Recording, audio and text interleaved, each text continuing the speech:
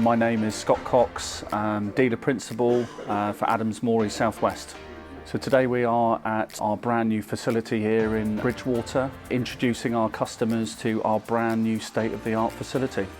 The site here at Bridgwater boasts a 9-bay workshop with 2 meaningful brake testers with tachograph capability and a wash ramp, with an extensive parts stocking with 2 lean lifts to increase our breadth and depth of stock for our customers. So our existing customer base and our new customers have been blown away by the facilities here in comparison from where we've moved from Taunton. So it really is levelled up. I'm Kevin Switterton. I'm the Group Managing Director of the Greenhouse Group.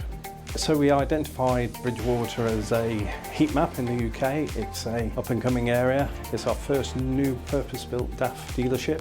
We're expanding in Plymouth. We've got some development in Telford, and who knows where the next one will be. So the open day's gone fantastic, really great attendance from customers, from DAF colleagues, from colleagues of old as well. A great event, really pleased. My name is John McMenamin. I'm the Dealer Development Director for DAF UK.